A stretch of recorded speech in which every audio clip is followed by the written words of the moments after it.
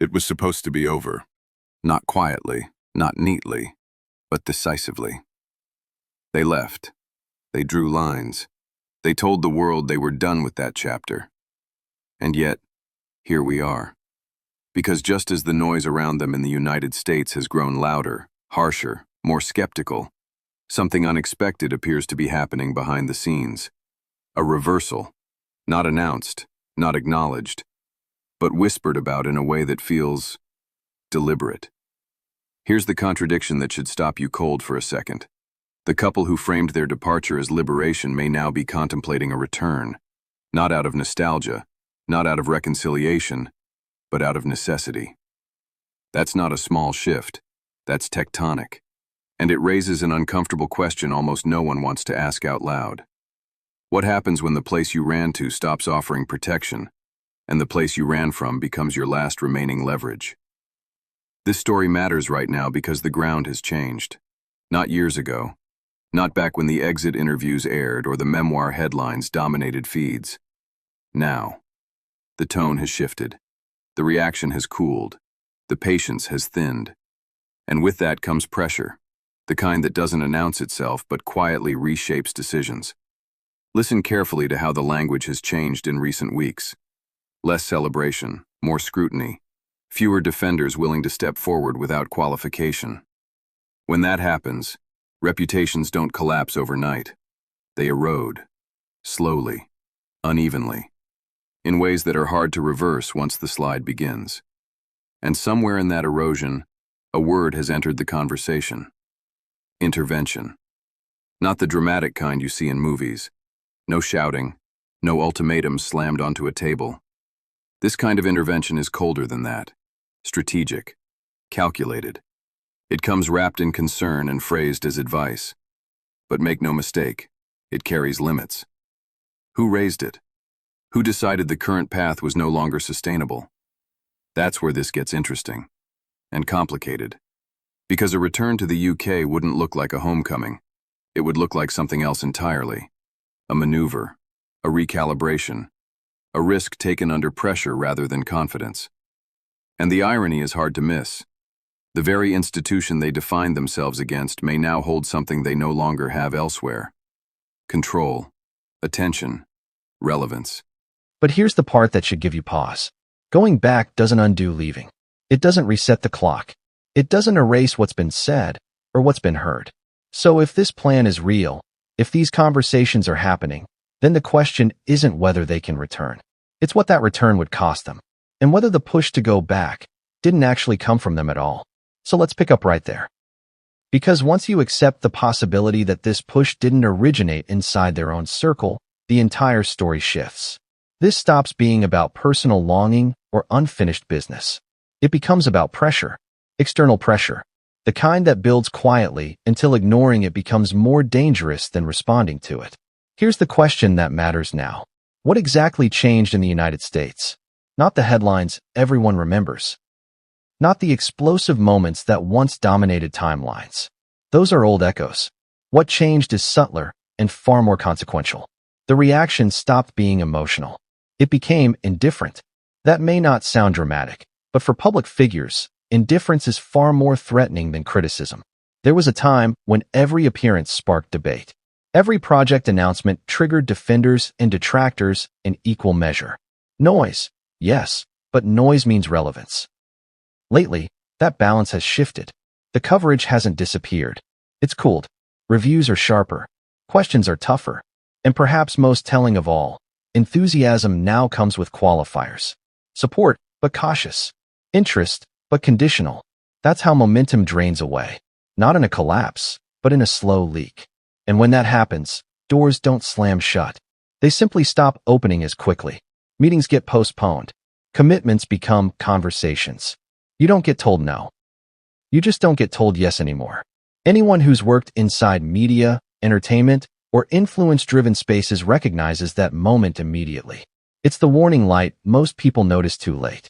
What makes this particularly ironic is that the move to the US was framed as an expansion.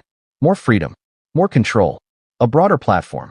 And for a time, that was true. But platforms aren't permanent. They have to be fed, maintained, protected from fatigue. Here's where the emotional contradiction creeps in. Independence can look a lot like isolation when institutional buffers fall away. In the UK, for all the tension, there was structure. There were systems that absorbed backlash, redistributed attention, and ensured continuity even when public sentiment shifted. In the US, the model is different. You are the institution, which means when sentiment turns, it turns on you directly. And that's when advisors start clearing their throats. Carefully. Respectfully. They don't say panic. They say sustainability. They don't say failure. They say recalibration. And eventually, someone raises the possibility that would have been unthinkable before. What if the current trajectory isn't viable long-term? That's not an accusation. It's an assessment. And assessments lead to options. Some of them unpalatable. Some of them risky. Some of them involving places and people you once swore you'd never need again. Ask yourself this. If the U.S. chapter were still delivering everything it promised, would the idea of going back even exist? Probably not. Which brings us to the moment where private concern turns into something firmer. A shift from suggestion to urgency. A realization that staying the course might cost more than changing it. And that's when the word intervention stops sounding theoretical. Because once someone influential enough decides the slide has gone far enough, the next move isn't about comfort. It's about containment. And that's when the UK re-enters the picture, not as a refuge, but as a tool. But tools come with conditions. And the people waiting on the other side of that return, they haven't forgotten anything. Because the moment the word intervention enters the room, the conversation changes tone. It's no longer speculative. It's no longer philosophical. It becomes operational. Here's the uncomfortable truth about interventions that rarely gets discussed. They're not about rescue. They're about limits. Someone, or several people, reached a conclusion that the current approach wasn't just controversial, but unsustainable. Not morally, not emotionally, strategically. And when that happens, the advice stops being open-ended. It narrows. It hardens. You don't get a long list of creative options. You get a smaller menu. And one of those options, suddenly, looks less impossible than it used to. Returning to the UK. Not triumphantly. Not apologetically. Carefully. Notice how that reframing matters. This isn't about forgiveness or healing or unfinished emotional business. It's about optics, leverage, and survival in an ecosystem that no longer guarantees attention on demand. The UK offers something the US doesn't right now. Structure. Gravity. A stage that still pulls focus whether the performance is welcomed or not. But here's where the tension sharpens. An intervention doesn't mean everyone agrees. It means someone with enough influence decided disagreement was no longer a luxury. This wasn't a spontaneous idea. It was a reluctant one. Because going back creates problems of its own. Immediate ones. The press narrative flips overnight. Independence becomes retreat. Distance becomes dependence. Every previous statement gets replayed through a new lens. Not with outrage, with irony. And irony is brutal. Here's the part that's easy to miss. An intervention isn't just advice to change direction. It's a signal that staying put is now considered the greater risk. Think about that for a moment. What had to happen for that calculation to change? The answer isn't one event. It's accumulation, fatigue, diminishing returns, a sense that the story has peaked and may be sliding toward repetition rather than relevance. So the UK becomes an option again, not because wounds have healed, but because the alternative, staying exactly where they are, suddenly looks more dangerous. But there's a flaw in this thinking, a dangerous one. The UK isn't a neutral landscape waiting patiently. It's a place with memory, with hierarchy, with people who don't need them in the way the US once did. Which raises the question no one involved in the intervention can fully control. What happens when you go back, and the door doesn't open the way you were led to believe? Because a return under pressure isn't a reset. It's a negotiation. And negotiations require leverage you may no longer have. There's a moment in every high-stakes calculation where someone finally says the quiet part out loud. Going back doesn't undo leaving. That's the problem no one in these conversations can neatly solve. Because whatever version of the UK exists in memory, the ceremonies, the protection, the automatic relevance, that version no longer exists in the same way. Time has passed.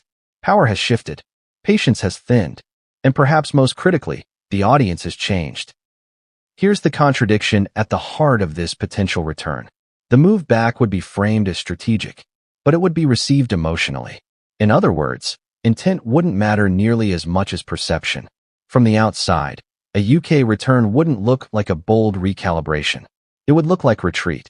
The narrative would flip instantly. The couple who once insisted they needed distance to survive would now be operating closer than ever to the institution they defined themselves against. Every past declaration would resurface, not as outrage, but as receipts. And receipts are unforgiving. There's also the issue of control. In the US, for all its volatility, the model was clear.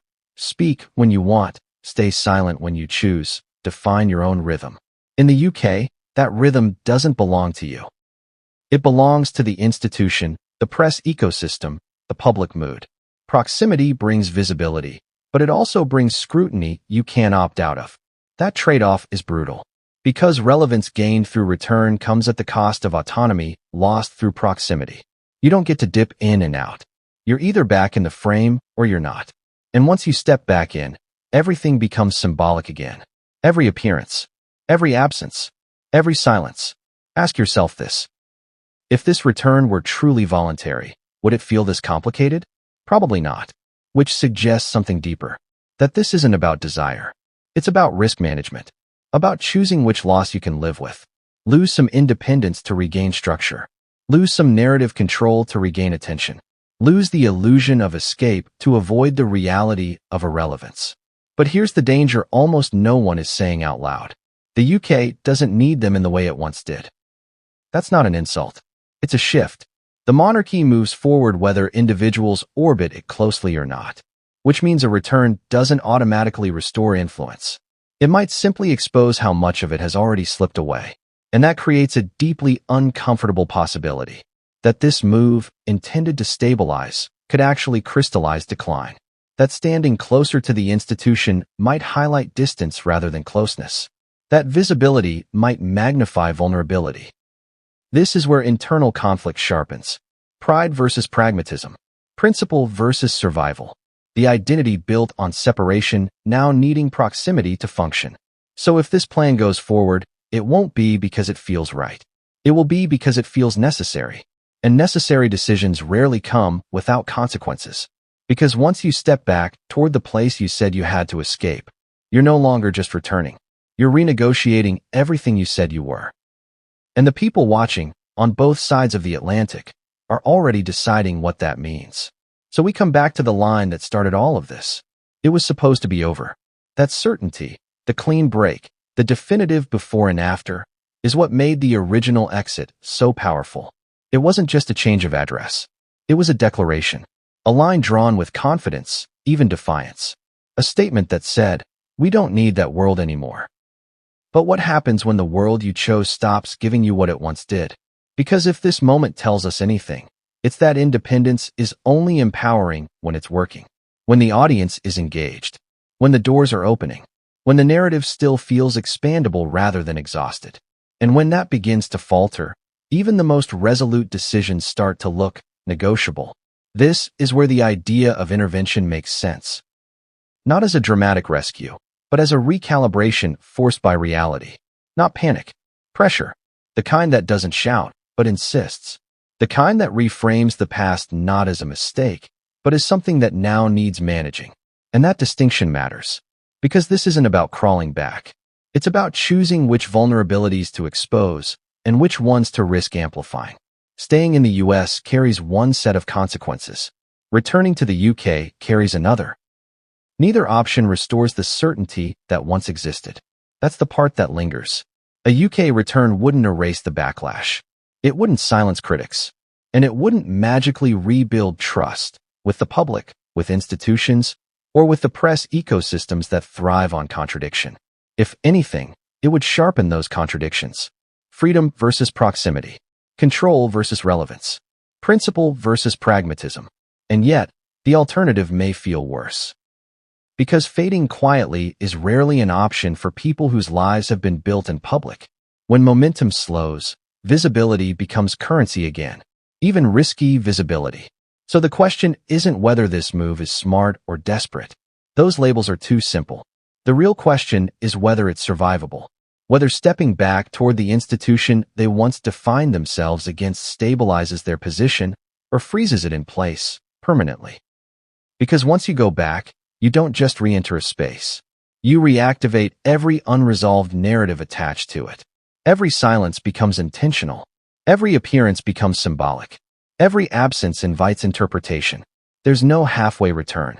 And that's why this moment feels heavier than it first appears. Not dramatic, not explosive, just weighted, like a door being tested, not slammed, not opened, but pressed gently to see if it will move at all. If it does, what comes next won't look like closure. It will look like a reckoning. So I'll leave you with this. If the push to go back really did come from outside them, from people measuring risk rather than emotion, then this isn't the end of a story. It's the start of a much harder one. Let me know what you think this move actually represents. Strategy or surrender? Recalibration or retreat? Drop your thoughts in the comments. If you want to follow where this goes next, make sure you're subscribed. And share this if you think we're only seeing the beginning of something far bigger. Alright, we move forward, but not by repeating what's already been said. Because there is one thread left deliberately untouched. The part after the reckoning. What happens once the door is tested?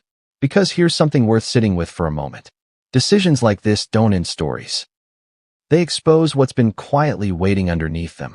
And if a return is even being discussed, seriously discussed, then there's already an acknowledgement that something fundamental has shifted. Not publicly, internally. And that's where the next chapter begins. Picture the moment after the intervention conversation ends. No raised voices. No dramatic exits. Just silence. The kind of silence where everyone understands the implications, even if no one says them out loud. Because once the idea of going back is placed on the table, it never fully leaves. It lingers. It reshapes every other option around it. Suddenly, staying put isn't neutral anymore. It's a choice, one that can now be judged. And the people involved, advisors, intermediaries, institutional figures, they don't disappear after making a suggestion like that. They watch. They wait. They measure reactions. Hesitation. Resistance. Compliance.